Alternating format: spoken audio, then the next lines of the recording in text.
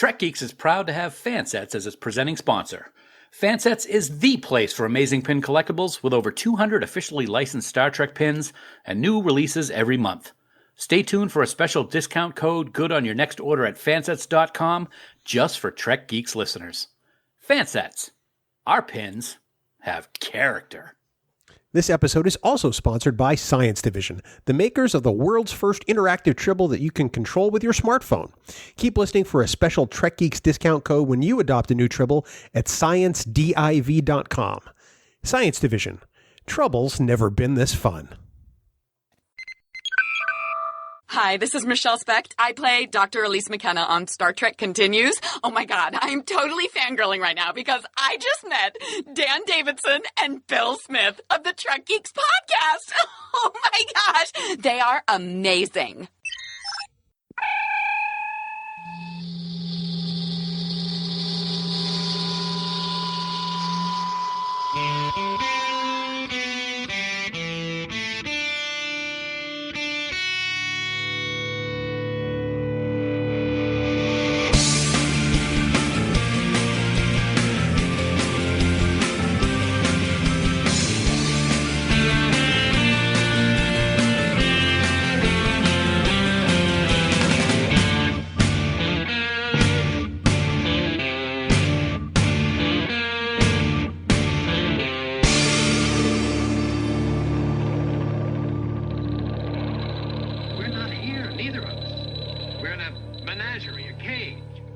From the secret transporter lab at Podfleet Command World Headquarters, it's the biggest little show this side of the Alpha Quadrant, the flagship of the Trek Geeks Podcast Network.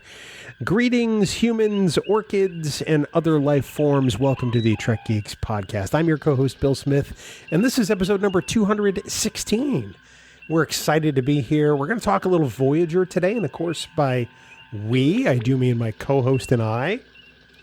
If for some reason he was fused with an orchid during the transport process, I would do whatever I had to save that orchid. That's right. He's the largely discardable Dan Davidson. And Dan, welcome aboard, buddy. Hey, thanks for having me. So I was wondering, if we were fused in a transporter accident, would we be Danliam or William? Anyway, it's good to be here. Episode 216. Yeah, you know what we're talking about. Transporter accidents. Flowers, guys with bad hair. It's Tuvix. Gonna say it right up front. That's what we're talking about tonight. Are you saying guys with bad hair and looking at me because of my new Rona haircut? Oh, your hair looks fabulous. There's that guy on Saturday Night Live. He's like, you look marvelous. Billy Crystal? Yeah. Well, playing Fernando? Fernando, that's what it was, yes. There you go. You look marvelous. You look marvelous, my darling. You do look marvelous. Thank you. I don't mind Tuvix's hair because it kind of looks like Neelix's hair, and I don't mind Neelix. It's kind of thin and just in the back, so it's kind of weird to me. But we'll get into that later. That's that's more of the simple-minded commentary that you and I engage in on Trek Geeks, according to some listeners. But Dan, for everybody else that's still tuning in, why don't you tell them how they can get in touch with us and tell us their favorite Tuvix moments? Well, that might not take very long, but if you're looking to get in touch with us, you can head on over to trekgeeks.com/contact, and there you can find a multitude of ways to communicate with us. Let's see, there's Skype chat, there's email, there's even voicemail by way of that big blue button using SpeakPipe. Whatever way you want to contact us, just make it so, because we love hearing from you. Plus, there's also the most positive Star Trek group on Facebook. It's called Camp Kinnemer. It's our official group, and it's where over 1,600 other friends gather to talk Trek. It is always positive, and no bashing or gatekeeping is ever allowed. To join the group, just head on over to facebook.com/groups/Camp Kinnemer and be ready to be part of a truly wonderful social experience. And as always, we want to thank our wonderful admins, Haley, Jackie, Sarah, and Dan, for the amazing job they do running camp. Also, please remember that any comments or messages that you leave us in any of these places may be used in a future episode. We're going to send it right back in the studio with Bill Smith. Bill!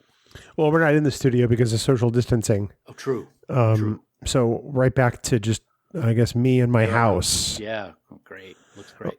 It sounds a whole lot less interesting, doesn't it? Well, you know what I've noticed with all these reporters and people reporting from home? Is they have worse setups at home than most podcasters do. Yes, they do. And there are a whole lot of independent and non-professional broadcasters out there, like, say, I don't know, Dan Davidson and Bill Smith, that are putting out content that sounds and looks a whole lot better. Very nice. Very nice.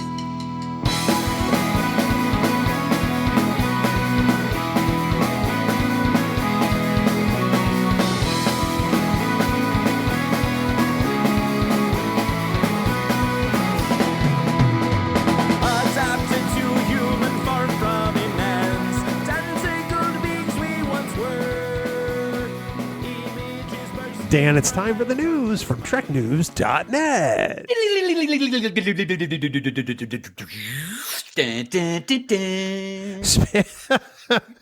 Hold on. Yes. Hold on. I need a second. All right. That was beautiful. What the hell was that? That was techno, baby. Is that what that was? I don't know. Are you listening to some EDM these days? Do you know what EDM is? Nope. Okay. Spanning the Alpha Quadrant. For all the news on all the Star Trek, yo. It's TrekNews.net.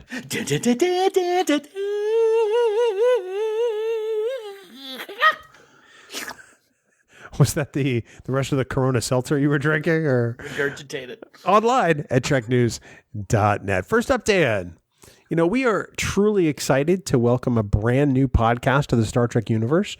And this one is being hosted by people who have first-hand knowledge of the Delta Quadrant.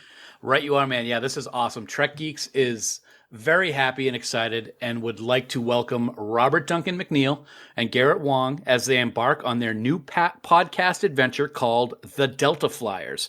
With a weekly format, the duo plans to rewatch the Voyager series, giving behind-the-scenes stories of their experience starring in the show, which is celebrating their 25th anniversary this year, as we all know, because we talk about it all the time. The first episode of the Delta Flyers podcast is scheduled to be released sometime in early May and will be available on Apple Podcasts, Spotify, and all the normal podcast-type places. And additionally, I should put my glasses on because I can't see anything tonight. While the show will be offered as a free download, the boys have set up a Patreon for those who wish to support them. You know, it's always cool to welcome a new Star Trek podcast to the universe, especially when two Trek alums are hosting it like these guys. So best of luck to them. I'm going to have another drink because I got to get this twisted tongue out of my mouth, just like Tom Paris did in Threshold. You made it all the way through the GD contact information, which you normally screw up. This is your third week in a row. Oh, God, it's like 7 weeks, dude. Come on. No, it's actually the third. You made a brief mishap 4 weeks ago. I don't know about that. And you wrote this copy. I know. I wrote the other stuff, and you said it flawlessly. I do it all on purpose because I know it's what the fans You are so full of crap. The first thing we should state is that the Delta Flyers is not on the Trek Geeks podcast network. Correct. For those people who may be confused. Mm-hmm. Robbie and Garrett are going to do a great podcast. I have to think that this is inspired in part by the Office Ladies podcast that Jenna Fisher and Angela Kinsey from The Office are doing. Mm-hmm. They are rewatching The Office as former cast members now some years hence, and it's a great podcast. And I have every confidence that the Delta Flyers will be just as good. I think it's going to be awesome. I know that there's a lot of things that we can't predict because these two great guys are going to have a great time doing the show. But there's one thing that I can guarantee is going to happen with this podcast. What's up? Garrett's still an ensign. Wow. Boom. I'm going to save this part of the recording for future use. If we ever have Garrett on the show, I'll be sure to replay that for him. Thank you. Yeah. Dan, up next, we recently talked about Jonathan Frakes directing a few episodes of Discovery's upcoming third season, but he has some new information to share about it, and I say new with a question mark. Yeah, he does. In a recent interview, he discussed a couple of things. First, while he was up in Toronto, Canada, directing his season 3 episodes, he also filmed his Captain Riker scenes on a redressed set of Discovery's bridge to resemble the USS Zheng He. I'm not sure how you pronounce that. For the season finale of Picard. It's pretty cool when you actually think about how they use these awesome sets and can redress them. And I did notice that the chair he was sitting on was was the Discovery captain's chair. So I thought that was kind of neat. Also in the interview, he discussed Burnham's journey. Quote, Michael Burnham has found a new core, not to mention a new partner in crime. So again, there's a big tonal shift on that show, less driven by the pain and guilt of her past and more about the magical reunification of the Discovery crew and wherever she went off to.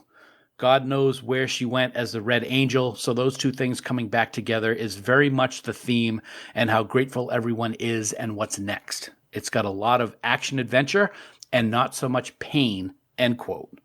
Of course, her new partner in crime is a new character named Booker, who's played by David Ajala, as the crew of the Discovery is 930-ish years in the future as Season 3 opens. Frakes has previously talked about this creative challenge, saying, quote, finding a future that's futuristic but is practical to shoot has been fascinating. You can't get caught up in the technology. It's about maintaining a basic core of why we're there, which is to tell emotionally compelling stories, end quote. And I got to tell you, Bill, every time I read anything from Jonathan, my respect level for him as a director and as a storyteller just climbs exponentially. We've said many times over the last few years that anytime you see Jonathan Frakes' name attached to something as a director, you know it's going to be of top-notch quality, and I have every confidence that Season 3 of Discovery will be the same thing. Yeah. For those who don't know, and this was just announced today as we record this, on Wednesday, April 29th, so which is as this podcast drops, Jonathan Frakes will be doing a Q&A rewatch of Star Trek First Contact with IGN.com. And it's Wednesday, April 29th at 8 p.m. Eastern, 5 p.m. Pacific. He's going to answer fan questions from the film. You have to stream it yourself locally because they're not playing the film, but he is going to be doing a live chat, and that will kick off at 8 o'clock, and as everybody watches First Contact at their own homes. But that's on IGN.com or either the IGN or Cinefix YouTube pages. I love Frakes. I love the hell out of him, and he's probably one of the best ambassadors that Star Trek has ever had. I totally agree, man. And you're one of the best ambassadors Star Trek has ever had, Dan. And you're always one to enjoy a good Star Trek read. And this latest release, going back to the news, has been a long time coming. Yeah, it's been a long time coming is right. Way back in 2009, when the Star Trek reboot film was released, there were supposed to be several Kelvin timeline novels released shortly thereafter. But rumors have it that Bad Robot and J.J. Abrams requested that these novels be canceled so as not to interfere with the plans for what would become Into Darkness. So we're going to fast forward to 2020, and the first of these novels is now available. Originally titled Refugees, and then renamed The Order of Peace, and finally renamed yet again The Unsettling Stars. It's now available for purchase as a physical book or an e-novel from any of your favorite retailers. The story takes place just after the 2009 movie, with a crew thrown together by the chaos of Nero's invasion of the Federation and the destruction of Vulcan, and they must now work on becoming a cohesive crew in the light of the events of the clash with that Romulan. One of the film's most controversial moments back in 2009 was making Cadet Kirk captain of the flagship of the fleet. This is a Jim Kirk who knows he has lots to prove. He understands he doesn't have really any track record of success to lean upon, and he's also aware that his command could be taken away from him at any moment. Our friends over at TrekCore.com have given this novel a very positive review, and they also discuss that the next release of the Kelvin timeline novels will be David Mack's More Beautiful Than Death, and that'll be released this coming August. Now, there are elements of these stories that may be different than what we expect based on what's happened in both Into Darkness and beyond, but they should still make for some interesting Kelvin timeline reads, my man. Well, the interesting thing, too, is The Unsettling Stars is written by Alan Dean Foster. I forgot to say that, yeah. Who is legendary in sci-fi novels. I mean, he's written some of the great Star Wars novels of all time, like Splinter of the Mind's Eye. Mm-hmm. He did the novelization for the film Alien. So I mean, he's written some really great genre things and even adapted some really great genre things. He also did the novelizations for Aliens, and he's written some of his own original material. But he is an author of legend for sure. Yeah, anytime you get any of these big names releasing novels, it's something I'm always interested in. Of course, I mentioned David Mack. I'll read anything of his in a heartbeat, so I'm looking forward to that in August. But I'll be checking this one out, and as a Kelvin timeline fan, I'll let you know what I think. See that you do, mister. See that you do.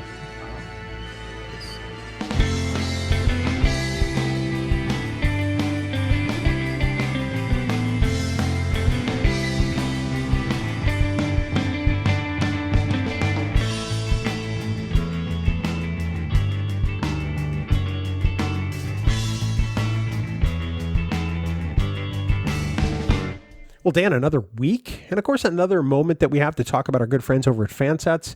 As the month of April draws nigh, that means one thing: new Star Trek pins, baby.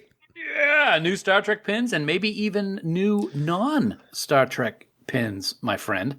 Because the first of the month and the 15th of the month, Fansets releases new pins for all kinds of cool genres, like Star Trek, DC, Harry Potter, Big Bang Theory, Irwin Allen, Ultraman, and coming soon, Batman 66, Scooby-Doo, The Flintstones. Plus, I could go on, but we're running out of time. As we record this very message, Bill, May 1st is just days away.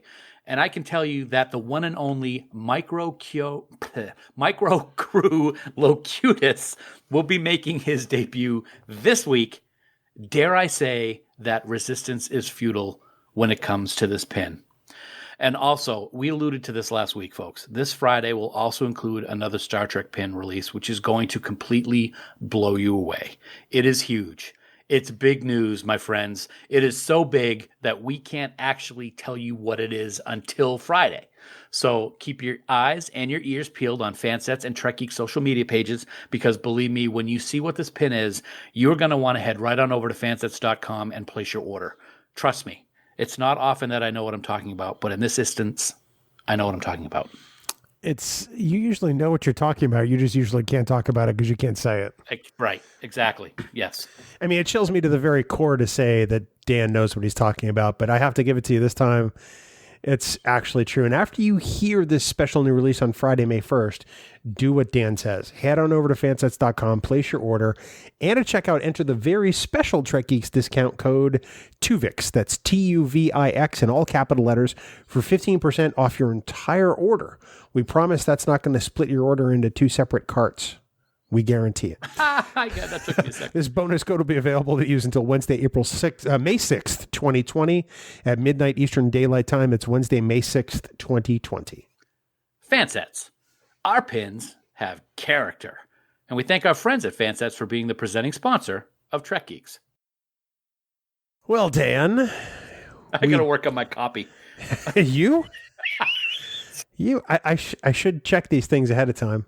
I should. That'll now you know what you get for missing staff meetings. It wasn't spelled wrong. That's true. That's a positive. Oh, it's a rarity. That's what it is. Drink your toilet water and shut up. But we're going to talk about Tuvix. Really, you can't look at the Voyager 25th anniversary and some of Voyager's amazing moments throughout all 7 seasons without talking about this particular episode, because it is so different and it is so dividing. That's funny. Thank you. I worked on that. It is. I mentioned it last week. This is one of the most polarizing episodes of definitely Voyager, and maybe even Star Trek as a whole, because of the question: is Janeway right in doing what she does? And it really is something, when I was rewatching this episode, trying to keep an open mind and not, knowing what's going to happen at the end of the episode, but just trying to look at it from a different point of view. It's tough. It's tough to decide what's right and what's not right, and you can have examples on either side of the equation why one is right and why the other isn't, and vice versa. Yeah, you really can, and I think that's actually one of the beautiful things about this episode, is that there is no clear-cut moral center. Because if you choose one way, one person dies. If you choose the other way, 2 people are dead. There's no good answer, because you're losing a friend or 2 friends either way, I think. And I think that's really what makes this episode so different. It is an impossible choice that Janeway faces in this episode, and I think that's probably one of the reasons why it's so great to talk about. Yeah, and I got to say, we'll get more into detail about things, but one of the very correct and very interesting things that Janeway says when she's trying to decide what she has to do is, if they had the ability to correct it right after Tuvix was, quote, created, it wouldn't have even been an issue. But he was around for a few weeks. So it made that decision that much more difficult. And I thought that was an interesting point. Well, not only was he around, they let him integrate himself back into normal duties and stuff, which really kind of surprised me. Janeway has an impossible decision in this episode, but it's a position she put herself in by letting him go back to normal, as it were. Am I wrong about that? Not at all. Nope, not at all. I mean, but at the same time, it's not like she really, I don't feel she had a choice in that respect. This new person, Tuvix, had Neelix's memories and skills, if you want to call them skills, and Tuvok's knowledge and skills. What are you going to do? Just keep him in sickbay for however long until they can figure out what a cure is going to be like? He can mingle, contribute. He can contribute. He can help. So I don't think it was a wrong decision, but I can certainly see your point that she kind of caused the avalanche of problems that would come down the road. And it really kind of is an avalanche. I mean, there's not only Tuvix not wanting to die, but there's also other crew members not wanting him to be killed, which is really what we're talking about. Right.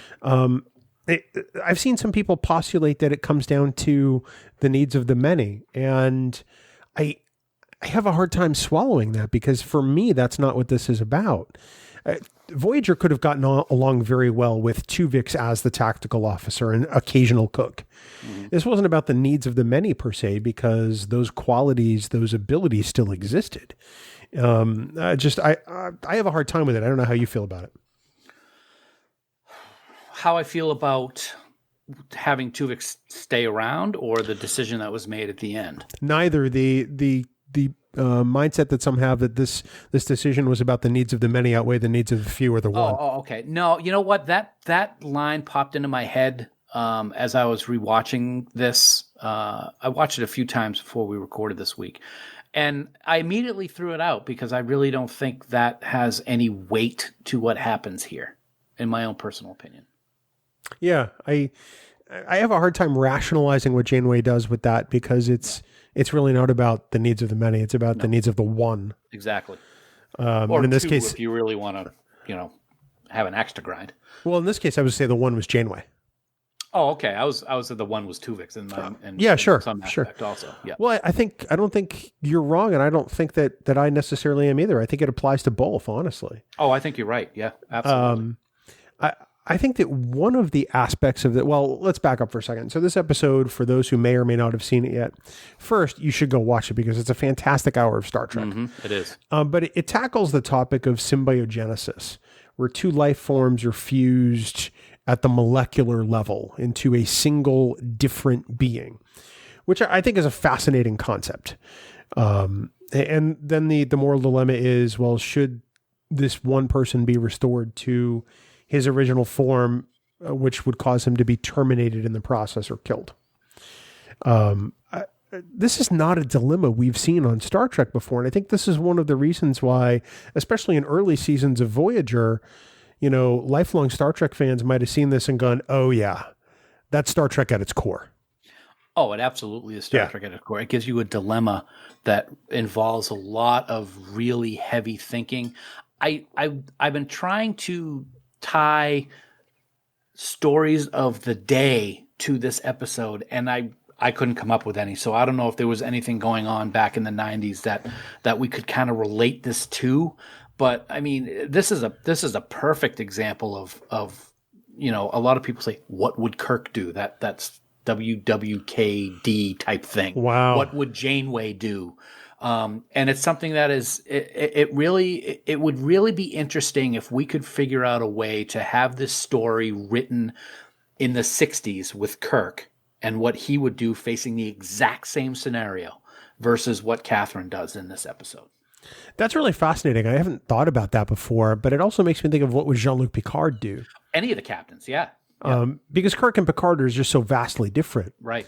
Yep. I think that Kirk would eventually do the same thing that Janeway did. I agree. I'm not so sure about Picard, though. I agree. Again. Yeah. Good point. I think don't know it depends. What about Cisco? While we're talking about the captains, let's talk about them all.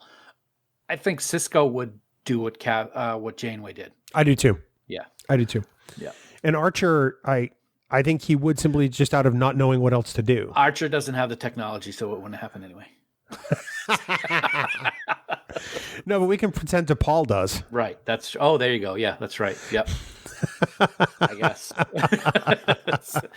No, it's an interesting, it's something that I was wondering about this afternoon, actually, when I was getting dinner ready. It's like, wow, what would Kirk have done in this situation? And I thought of that meme, what would Kirk do? And it's like, yeah, that would be quite an interesting story.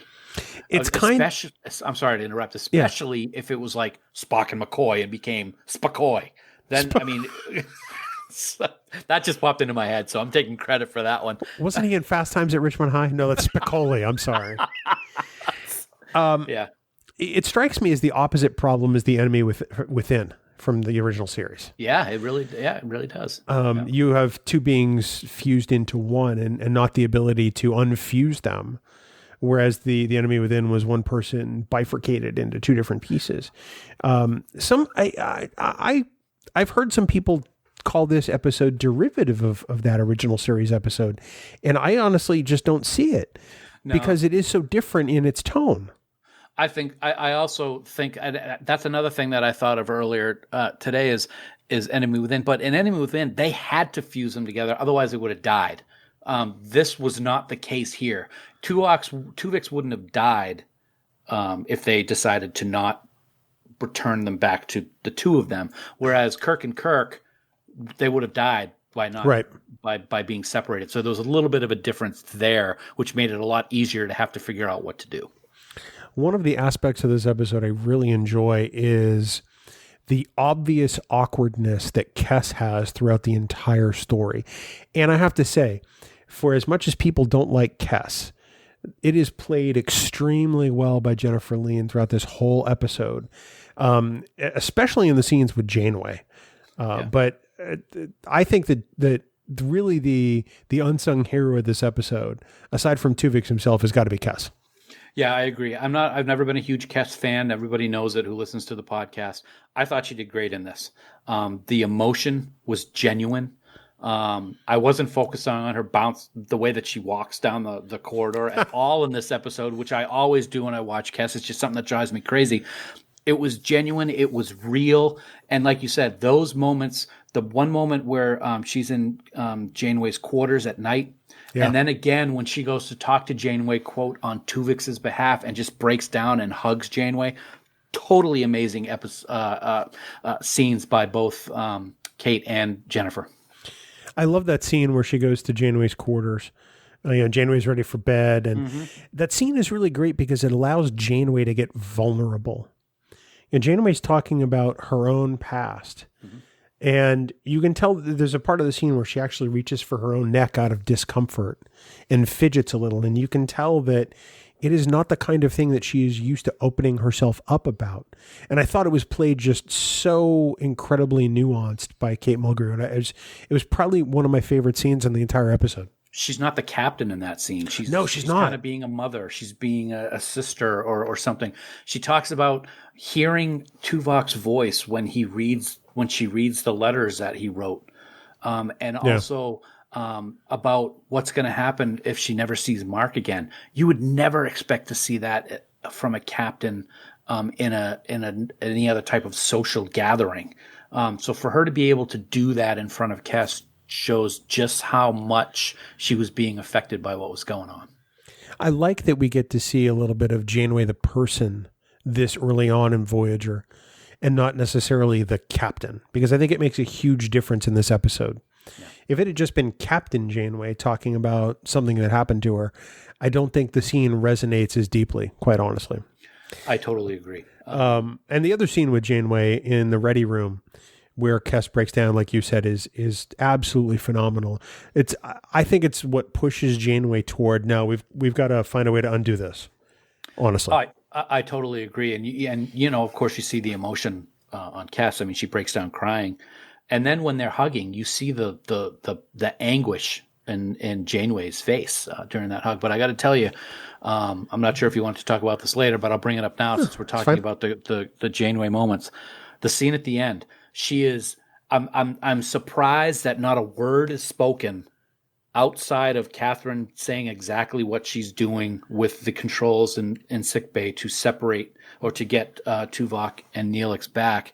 She is the captain. She is ramrod straight. She says what she has to say. She leaves the room. Only when she leaves the room and nobody's in the corridor do you see that breakdown that she kind of has for a split second about the enormous weight on her shoulders about what she just did. And I thought that was perfectly done by Kate Mulgrew. 100%. I couldn't possibly disagree with that. Now, I think this episode raises a whole bunch of other questions that I hadn't considered before today. So earlier today, I did a Netflix watch party with some people in Camp Kittimer. Yes. Thanks to those who were able to attend. Greatly appreciate it. I had a good time, but we were able to live chat while watching a synced viewing of the episode, which I thought was kind of fun. And I guess it left me with this. I mean, Janeway asks it, at what point did he become an individual and not a transporter accident? And that led me to wonder, should the Doctor have tried to continue to find a way to defuse the two individuals? And I have to say, I don't know. At what point do you consider them lost and leave them lost? Should they have? I honestly don't know if I know the answer to that. That's one of the great things about this episode is there are a lot of questions that are asked that it's really hard to find an answer to or to even think there should be an answer to. And that's one of them. And it's even more interesting that he has that decision at the beginning of the episode to continue to try to find a way. And then only after Tuvix vocalizes that he doesn't want to die does the Doctor quote the Hippocratic Oath and say, I'm not going to take part in this because he doesn't want to die. Well, and more importantly, he says a really key phrase, which is, I have the right to live. And that's really the thing. Mm-hmm. He really does. He makes Janeway's decision impossible. There's no way she can make the right choice doing what she does, on either end of it. Whether she chooses to let him exist as Tuvix or whether she brings back Tuvok and Neelix, it is wrong on some level. And I think that we don't really see Starfleet captains put in that kind of impossible. This is her Kobayashi Maru, honestly. I think I'd rather deal with the Kobayashi Maru over and over again than this, to be honest with you, man. I really do. I mean, I know the decision I would make, but it's one of the things that I'm sorry that Voyager was a week-to-week series, like we've talked about with TNG. Worf breaks his spinal column, but next week he's fine. We never see any repercussions or call back to what happens in this episode ever again. Nothing. Yeah. Whereas if it was written today in the likes of Discovery or Picard, I can guarantee you that there would be some kind of reference or callback to this at least once, if not more times. Well, we've talked many times about Trek shows having amnesia from week to week, because they forget what's come before or they forget where they've been when they create a new storyline. Here's a great example. In the original series, the Romulans have a cloaking device. And then later on, we find out, hey, did you know the Romulans have a cloaking device? We got to go steal one. Like as if they didn't have it a season ago. Yeah. And that kind of happens here. I think that this could have been really more effective or even more effective if Tuvix had been around for a few episodes. Mm-hmm. And then they discovered that they could unfuse them. Yeah. Because I think that would have carried much more weight. And does that fall into one of the things that we have faulted Voyager about over the years, even though we love it as much as we do, is the writing? We've talked about how the episode is great for 38 minutes, and then the last 8 minutes, it's like, oh my God, we got to write an ending quick. Maybe they shouldn't have done that here either. Maybe they should have had Tuvix around for a few episodes so that people would even love him more and then make the decision even more gut-wrenching when they find out what they can do to get the crew back. Yeah, I think I have to blame that more on the studio than anything else, and not necessarily the writing, Yeah, I'm sorry, I meant, yeah. But let's assume for the moment that they didn't have amnesia and they remembered these details from week to week. Okay, for the sake of this discussion, do you think that Tuvok and Neelix each remember their time as Tuvix? I personally do. And the reason I think that is because of the reaction that Neelix has when he comes back and hugs Kes. It makes me think that he realizes everything that happened and is glad that it's back to just him to love her. Do you think they both share the same memories, or that only one of them does? No, I think both of them do. Okay. We don't really see it from Tuvok, but doesn't he say something like, it's good to be back, Captain, or something like that? I'd have to go back and rewatch it to see if that's exactly what he says. If that's what he says, then he definitely remembers. Otherwise, he probably would say something like that. But I am of the opinion that they do remember it. So, assuming now in this discussion, let's pretend that, again, that these memories get carried on and they get to build off those moments for the characters. Do you think that either Tuvok or Neelix would carry survivor's guilt as a result? If anyone were going to, I would think it probably would be Neelix. But I really haven't put much thought into that. It's something I would have to think about. I don't know. I gotta say no. And I don't want to sound cold when I say that, but no, I think it's a little bit different than what we know of survivor's guilt. And, that's the science fiction aspect of the show. I have to think they would if they didn't develop amnesia from week to week. I know Neelix absolutely would. And I think Tuvok would in his own way. And it perhaps wouldn't manifest itself until some other episode down the line where he was emotionally compromised somehow. Mm-hmm. I think that could have been a really interesting plot point to build out, to sort of round out these two characters' experiences as this one being. But knowing that they retain Tuvix's memories and the fear that he had before he, got beamed out of there, I have to believe that on some level they would, just as compassionate beings. Saying the fear aspect makes it a little bit more hit home for me that maybe they would. I didn't think of it in that way, but yeah, because he definitely, the way that he reacted on the bridge, which was like, whoa, what's he doing? But he was scared to death, literally. Yeah, we're going to come back and talk about that entire last act of the episode in just a second. But first, we want to talk a little bit about our friends at Science Division, Dan. They're a wonderful small business and a brand new sponsor here on Trek Geeks, and they make one of the coolest products ever. They make tribbles.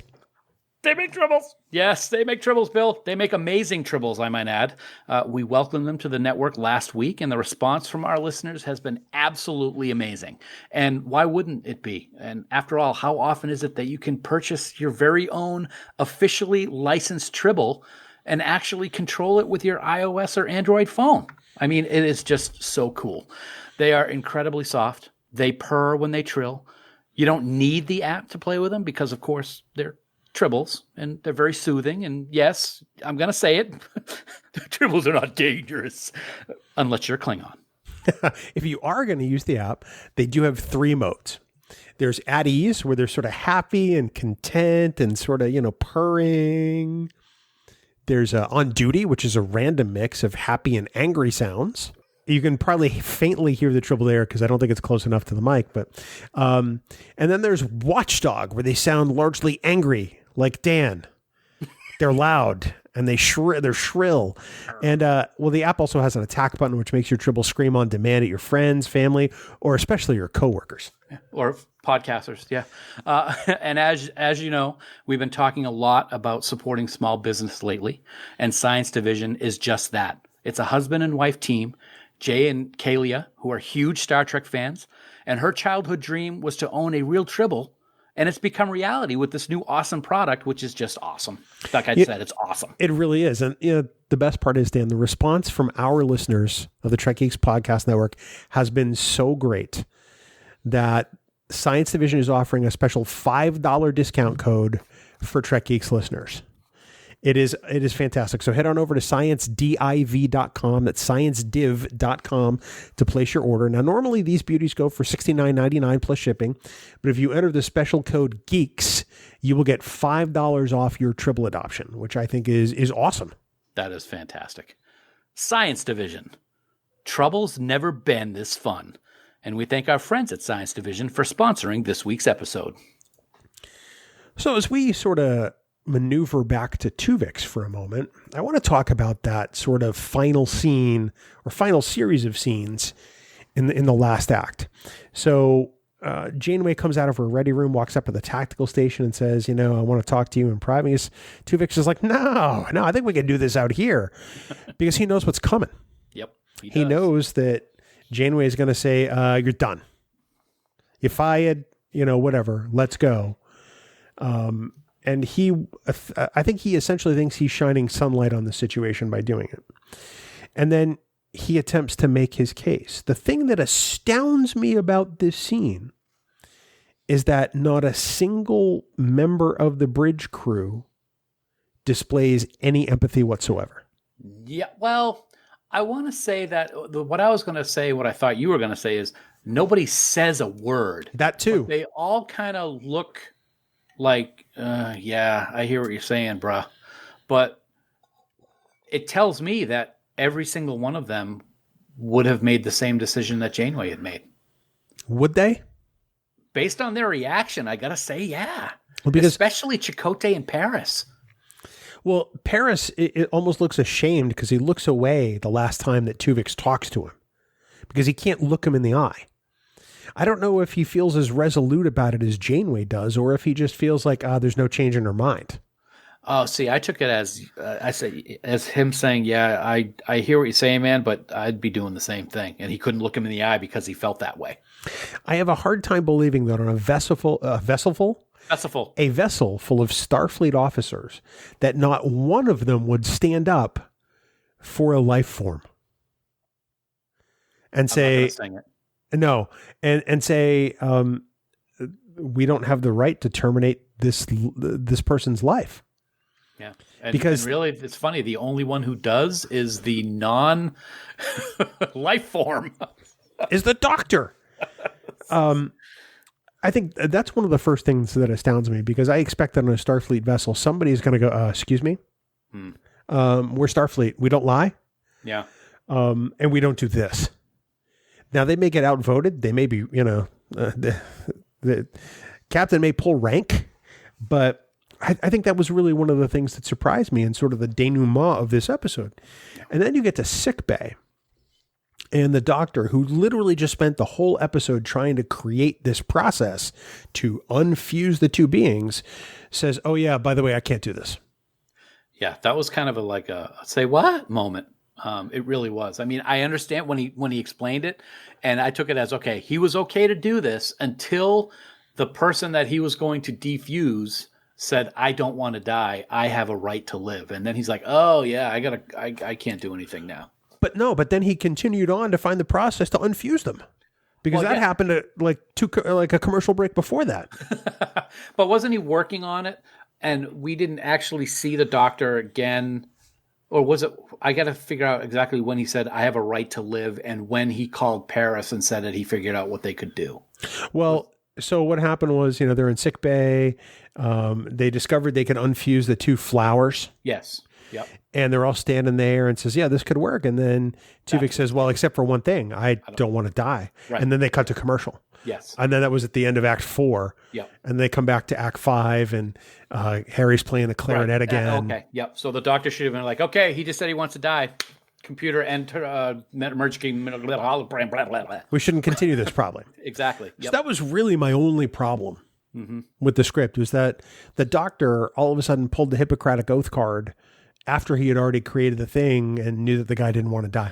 I'll tell you what, that was I think they did that for the dramatic effect. I do too. But that could have been so much more a dramatic effect if they had done anything other than genuinely saying, okay, step aside.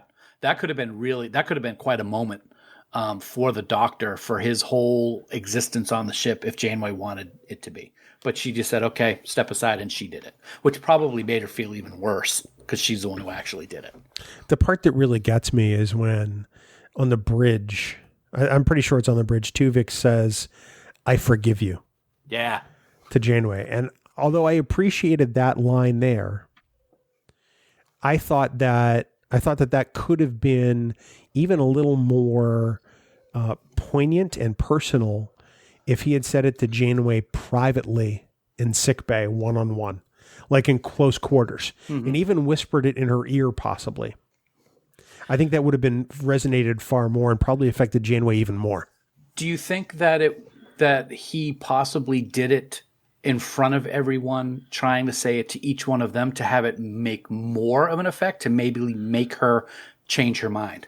Oh, I think that's why, it was written that way, to give it that. But I think dramatically it would have been far more poignant if it had been just one-on-one with Janeway, because of the relationship she has with both Tuvok and Neelix.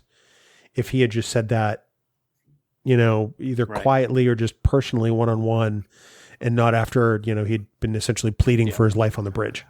This may sound a little dark and macabre, but I kind of wished that during that scene, right before she started doing the medical transport, that there was some kind of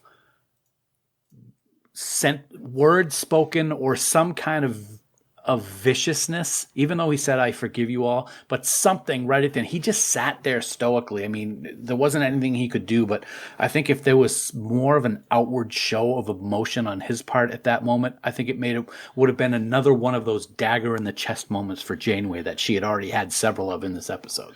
Well, at that point, I kind of felt like he was a death row inmate condemned to die. The 11th hour appeal didn't work out and he's resigned to his fate. It's like, well, you know what? This is going to happen. There's nothing I can do. There's nothing I can say. There's nothing I can physically do. But I think at that point it was just begrudging acceptance on his part. Maybe I'm wrong, but that's just the way it seemed to me. Yeah. Yeah.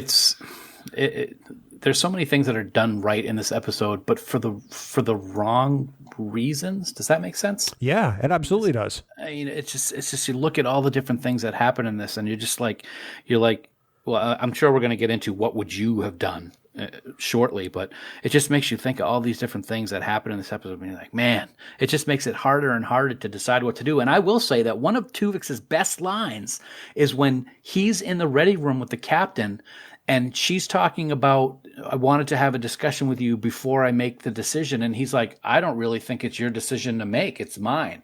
I thought that was a brilliant statement from him. I agree with you. Well, it brings up the whole, individual rights question. Who has the right to make the decision? Obviously, she's the captain of the ship, but we're talking about a sentient humanoid life form that has free will. Yeah. Granted, he was a transporter accident, but it's like she said, he's an individual now, with theoretically all the rights according thereof, except he's not when it comes to what Janeway wants. Yep. I agree. Is this potentially Janeway's worst decision ever? No, I don't think it is at all. Somebody said it today in the chat, and I'm not sure if it was you. I think destroying the caretaker might have been one of the worst decisions, but that's just me. I think it was John Krikorian, actually. No, I don't. I don't think this was one of her worst decisions by far. I don't think that at all. I kind of do in a way, simply just based on everything else we know about Starfleet. I mean, I'm not broken up over it. I'm glad to have Tuvok and Neelix back, but simply as what I expect the Starfleet captain to do, I think that this is right up there among some of her worst decisions. Now, granted, all the captains have made bad decisions somewhere along the way. Yeah. Granted, she didn't poison a planet, but I think Cisco will always win that trophy. Yeah, he probably will. But for me, I do. There's no, like I said earlier, there's no way she can make a good decision with this one. Right. Either way she does this, somebody's going to die. Mm-hmm. It literally is. It is not a good decision, but that doesn't necessarily equate to it's the worst one. But I think it's up there, at least from my opinion, because I expect differently. And we had 7 years of Janeway, and I can't really count a whole lot of things that she did that were really bad decisions. Right. But but the way I feel about the whole situation, I just don't consider it one of her worst ones. And I guess this is the question. Well, I mean, I think we can all agree. She, some people say murdered, some people say executed, some people say killed. She terminated the life of Tuvix. That's not in doubt. Mm-hmm. She straight up killed him. Should she have? That's really the question that everybody comes to with this episode. Yeah. So let's take it on. Should Janeway have terminated Tuvix? I would have done the exact same thing she did in a heartbeat. Well, aren't you cheery? It would have been a difficult decision, but it would have been my decision. So if I'm a captain of a starship and this happens, and you are a new fused being, you're in trouble. You're going to airlock me. Yeah. I would have done it as well. It would be difficult. Of course, we don't have the situation where we're with this new person for a long period of time. So it's easier for me to say, well, I've been with these people for a long period of time, and what happened was an accident, so they shouldn't be dead because you live. For me, I would have done the same thing. I would have too, as much as I think it's one of Janeway's worst decisions. Mainly because I'm not a big fan of Tuvix. That's really the spoiler alert here. And I don't know if it's because the guy that plays Tuvix was also George Costanza's boss at the Yankees in Seinfeld. That's awesome. He was also if I remember right, he was the Thanks for the Ride lady in Tales from the Crypt. I have to look that up. Yeah, you really should look that up. Because I think I need some more data on that. Oh God, that's great. But I think that Janeway, I think she should have. And I joke all the time that I would have airlocked Tuvix. I would have done it, 7 days a week and twice on Sunday. Because I feel like she needed both Tuvok and Neelix back in their respective roles. In some ways, I think it was a very selfish decision of Janeway's. But I don't necessarily begrudge her that because of the situation that both she and Voyager are in. Should she have done it? I don't know. Would I have done it? Oh yeah, I would have done it in a heartbeat. I would, and I have to correct myself. He was not the Thanks for the Ride lady in Tales from the Crypt, because that was not in Tales from the Crypt. That was in Creepshow 2. Oh, my bad. Yeah, no, that was my bad. I was joking. But I'll blame it on you anyway. Nice job, Bill. Oh, well, thank you. I do have to say, I love how you said that a few minutes ago, that you would have done it because you just didn't like Tuvix. So I kind of think it's funny that if the guy was cool and you liked him, you wouldn't have done it. Totally. I don't like you. So, although I will say, one of the things that I thought was great, I'm going to an A and B point here. A, when they were fused together and we first saw Tuvix, that meld of Tuvok's uniform and Neelix's outfit was probably the best looking Starfleet uniform I've ever seen. Those paisley swirls and that gold part of the tunic were just awesome. But that brings up a very, very, very serious question. When they are returned, why is Neelix wearing a Starfleet uniform? Why are either of them wearing a uniform? Well, why wasn't the Orchid wearing the uniform? Oh my God. Where's the Orchid? Where's the GD Orchid? Yeah, well, I don't know. Because that would have been funny if they'd both been sitting there, completely nude and holding a flower. No, and the Orchid would have had the uniform on it. You're sick. No, I think that would have been hilarious, quite frankly. Here's the other thing that I want to know. So there's a scene where Tuvix winds up in the mess hall, and it's chaos because people are trying to fend for themselves. Mm-hmm. Do people in the 24th century not know how to cook? I don't know. Has technology really done this to them? That, I think, is a shout out to what we're dealing with today. Even though it was back in the 90s, all this stuff was coming out, that you could do things without having to really do anything. That's what that is. That's a slap in the face. It's like the floaty chairs in WALL-E. All the people just sitting in those chairs, and they don't exercise, and they drink Coke and eat pizza in the floaty chairs. That's what that is. That was a slap in the face to that. I'm going to take your word for that because I've obviously never seen WALL-E. Okay. It's good. You should watch it. It's very heart. It's a very heartfelt story. You like it. You recommend every Disney movie to me, and I still probably not going to see it. All right. There were elements of this show that I thought were still remarkably relevant in the light of the COVID-19 pandemic. When we were talking about having not being able to see the people you're used to seeing, when we're talking about isolation, when we're talking about Janeway's feelings of being alone. a lot of that really resonated with me more than the very first time I watched this episode. And I actually thought it was really kind of interesting. It's kind of fascinated me the way that our situation today kind of colored my perception of the rewatch of this episode. No, I think that's a very good point. I do remember that when I watched this years ago, it was interesting because it was a dilemma and it was a classic and core Star Trek story, but it didn't just really sit with me the way that it has over the last week as I've watched it 3 times, like I said. I think that's a very good point, that with everything that we're dealing with right now, it has much more meaning and has much more teeth to it, which is interesting because Neelix did not have good teeth, or Tuvix rather. Ultimately, I'm glad we got Neelix and Tuvok back because I've really grown to love those characters. I have a question. Yeah. Sorry, that you made me just think of this just now, and it was something that you brought up earlier.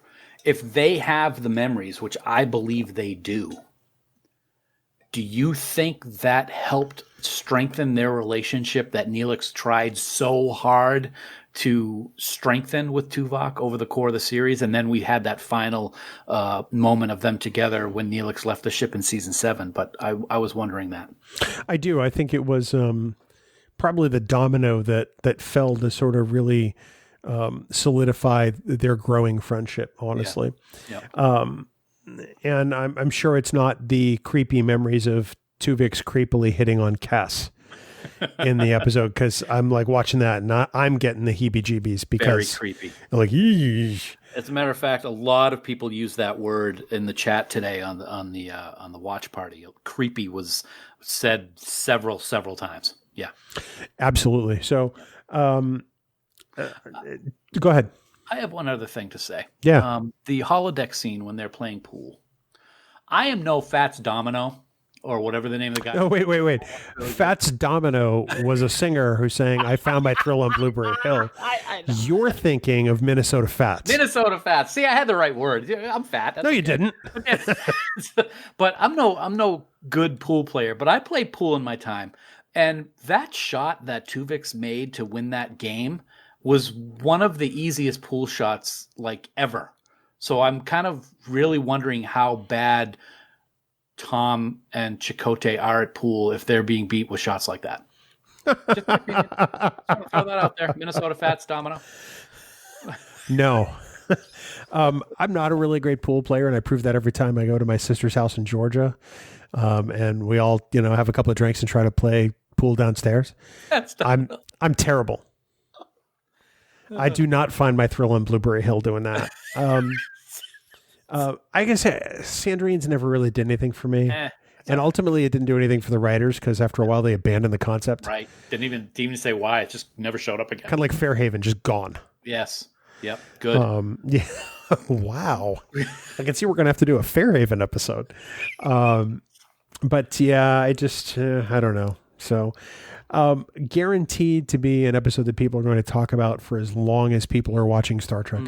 Yep. As people discover Voyager and rewatch Voyager, this is going to be an episode that people still every time are going to go, man, what the heck?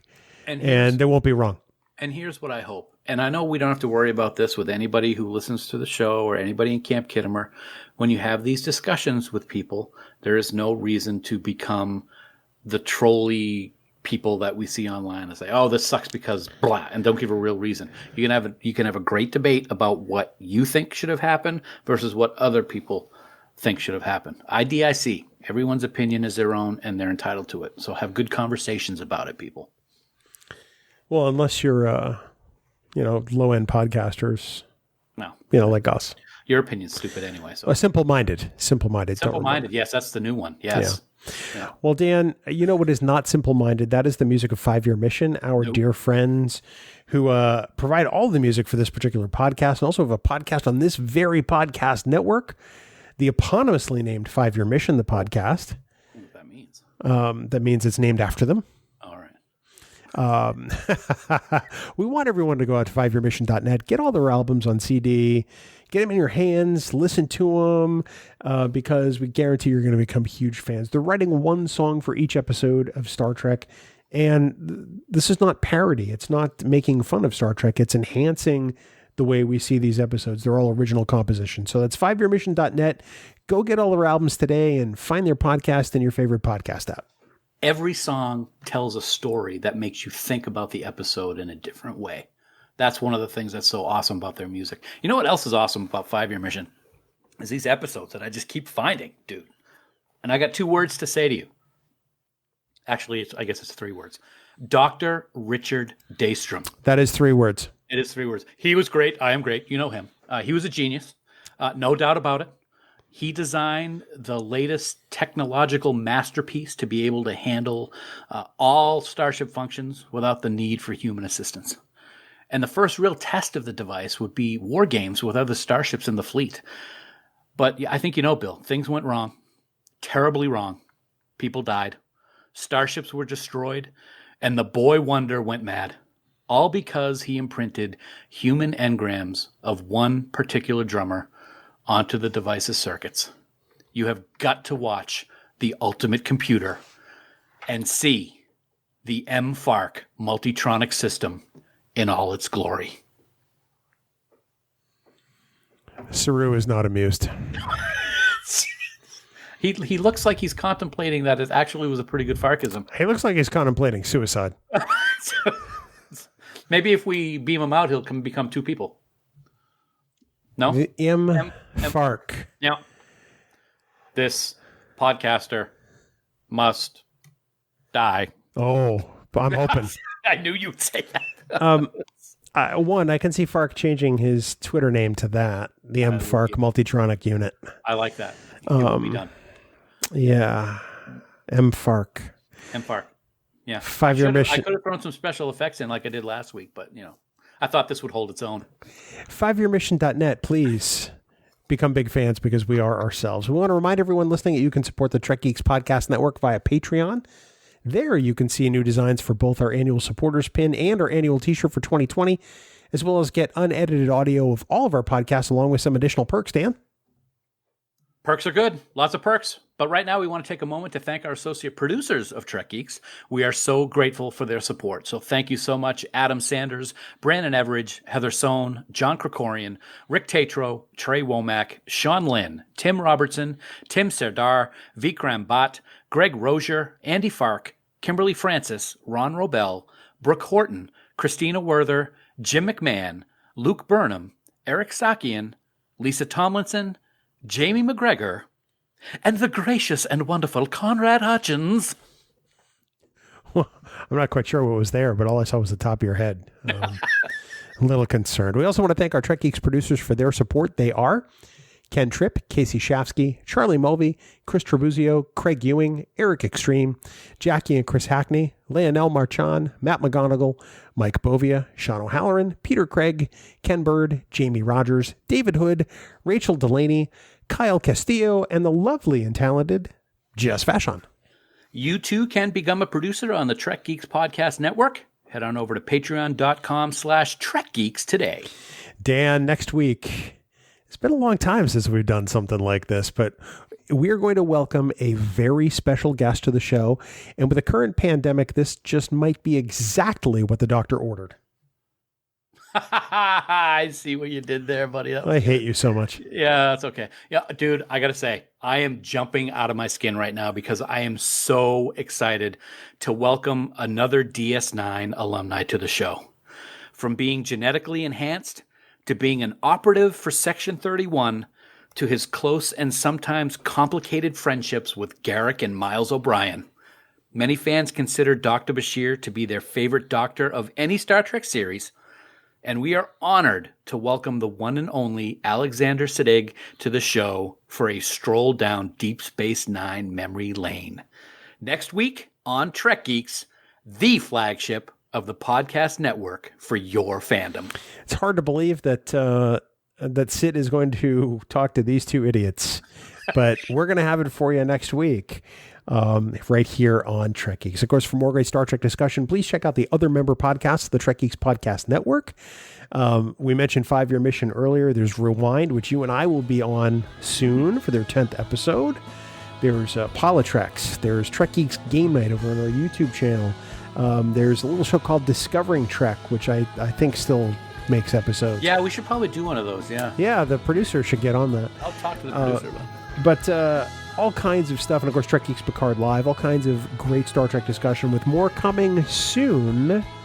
More on that in a couple of weeks. And of course, for all the news on all the Star Trek, please visit our great friends at treknews.net. For now, this has been episode number 216 of the Trek Geeks podcast. We do hope you all live long and prosper. At what point did he become an individual and not just a coconut accident, Bill? That's my question. Your face is a coconut accident. Whoa. I'm not wrong. You're not right. Just drink your toilet water.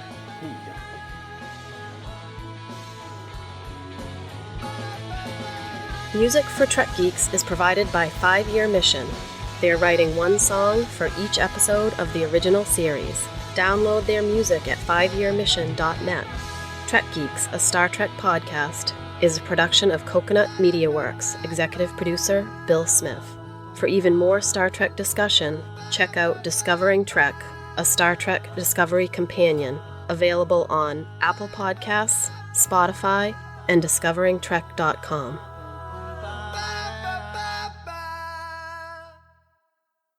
Bing bong! Bing bong! Bing bong! It's Brittany, bitch. If you're not a Patreon, you're not going to get that, so sorry. No, sorry. It's a carryover from the Patreon. I apologize. I could tell the story again, but it kind of gets... I don't want to hear it again. It's kind of wasted. I've listened to you long enough. I don't want to hear you repeat yourself. This means you need to start spending some of your quarantine watching The Office. Oh, that's a good point. Yeah, I should. What I've been doing at lunch lately is finishing up Designated Survivor. So yeah, I should. Well, that's really easy because there's only like 2.5 seasons. Yeah, exactly. And I'm almost done season 2, so I don't have much longer to go. Kelly and I have been binging SEAL Team on CBS All Access. Yeah, so you've been. We're almost caught up. Wow, cool. It's they're in their 3rd season, and of course it'll be a little short because of the coronavirus shutdown of pretty much everything Hollywood. Yep. But it's a show we're really into. That's awesome. Tonight, after we're done recording, Sue and I will be watching the final episode of this season of Bosch. Yeah, I'm still on episode 4. I haven't caught back up to it. I am really, really liking the season. Lance Reddick is the coolest MFer on the planet Earth, I got to say. Is it better than last season? Yeah, I think it is. Yep. Yeah, by a lot? I don't know. It all depends because I know that you've said that you thought it's been a little slow this year. And one of the things that I like is that there's a lot going on. So I think it's slow so that you can stay caught up to what's happening because there's a lot of jumping around. Yeah. I really like the storylines and I think the finale is going to be interesting. I have some real bad feelings about what's going to happen tonight. I'm not going to lie, but we'll see. We'll see what happens. Yeah. So. I do have to say that I thought that last season's finale especially was really underwhelming. Mm-hmm. With the fight in the airplane over the Salton Sea. Yep. Just kind of meh. Yeah. So I hope for you a much better finale experience than the one last year. Yeah, I think with everything that they've got set up for this episode, I think it'll be pretty good. And like I said, Lance Reddick and Titus, oh my God, they are just so incredible. I love watching them in anything. So, the list of actors we wish, would be in Star Trek somehow. I mean, Rosario Dawson's on there. Yep. Lance Reddick has been on there since before we started this podcast for me. I love that guy. Yep. He loves Star Trek. Yeah. And I would love to see him At least we got in Titus a show. already. Yeah. Yeah, it's true. We had Titus in Voyager. Right. Yeah, absolutely. In Captain Equinox. Ransom. Well, he was the guy who had dated B'Elanna. Yes. Yep. Max. Yep. He was good in that too. He was. So, he was. Yeah. So have you gotten used to his pork chop sideburns yet? No, because they are like out of control this season. They look like they were wow. Yeah, they're pretty out there. It's his Rona hair. Yeah, I think it is. But, so, what do you think of my haircut? I like it. I also noticed I haven't shaved in about a month. That's actually about 6 days. Okay. All right. My wife gave me a home haircut for the first. I haven't had a home haircut since I was like 6. Oh wow. Okay. So we're like almost 45 years. Yep. And she had never done anything like this before. And I got to say, she did amazing. Great job. Yep. I was ready to just And I got to give her credit. It's better. It looks good for what you have to do, because that's not like what I did with my hair on Sunday. That's just I just take the clippers and just Yeah. Yours has some actual. You have to watch what you're doing. Yeah. I was actually ready to take clippers and just crew cut myself. Yeah. If it came to it, but she's like, no, let's give this a shot, because you always can do that if you really need to afterwards. Yeah. But no, she did amazing. Yeah, fantastic. I know. Amazing haircut for an amazing person. No, it's just Kelly and I here, and she's amazing, and she didn't get her haircut. Sorry, I don't know what I was thinking. I don't either. You're not. God, you're stupid. Wow, give me a compliment. That's what I get back. Did you expect anything less? What else do you expect when I'm drinking a friggin' Corona seltzer? So, yeah. When you're drinking urine, essentially. That almost came out my nose. I was hoping it would. I was saving it. I noticed you were tipping the can back, and I said to myself, I'm going to get him. Almost did. Damn it. Oh, well. I was able to hold it in. That's okay. What are you drinking? Water? Water. There you go. That's pretty much what I'm drinking. I think I have one of the Mio flavors in here. I think it's cherry blackberry or something like that. Okay. Oh, no, it's pomegranate. Pomegranate's good. Berry pomegranate Hints are or something very like good that. also. I like them. I like to get the concentrated thing and just get the water out from the fridge.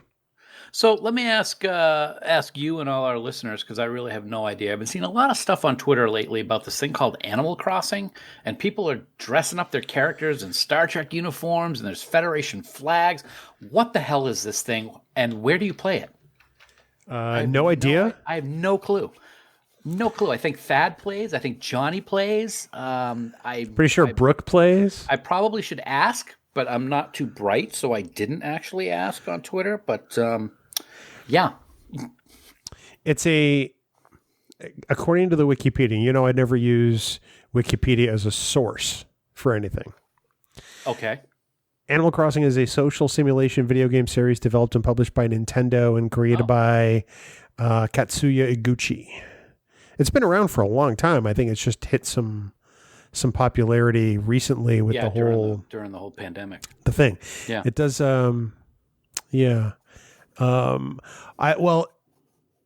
Apparently there's some kind of a new version of the game that went live on February 20th of this year. Okay. Animal Crossing New Horizons. I don't know. So It's got something to do with that. I still don't care. Okay. I don't have a Nintendo device, so yeah. Not going to. You can play it on iOS or Android. Oh, can you really? All right. According to the website. I'll have to check it out. Maybe I'll check it out. Yeah, no.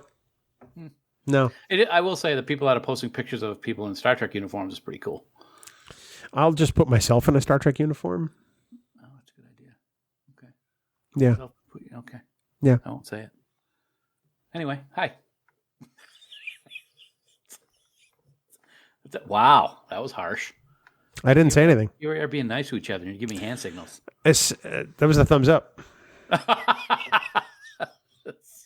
Very, very good. No? Nice cover. No? I don't know. So how are you? How are you holding up with the Rona? You doing okay? Yeah, I'm good. Doing losing weight, doing great. That's what I meant to say. Wow. Whew. It's this 4.5% alcohol in this Corona. Ooh. Yeah. Yeah, we're going for walks every day with the pups. If we're not doing walks, we're doing our workouts with dynamic strength and conditioning. Let me ask you a question about dynamic strength and conditioning. For those listening, that's the gym that we belong to. Their initials, quote unquote, are DSC. Yeah. Do you always call it Discovery by mistake? Because I always do. No, I don't. Because I always do that.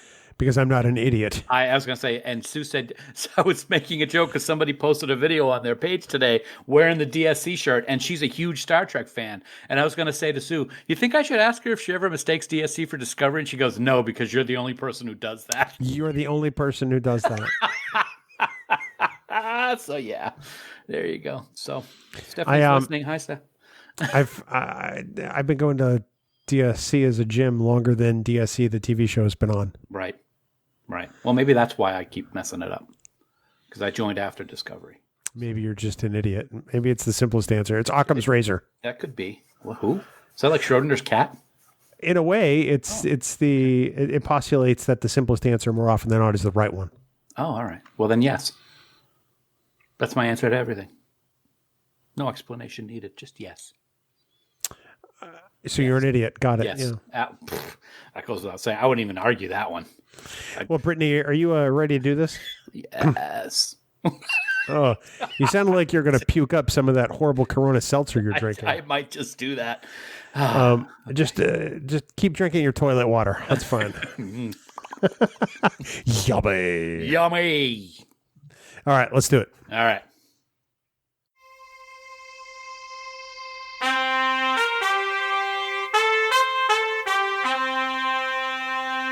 Coconut.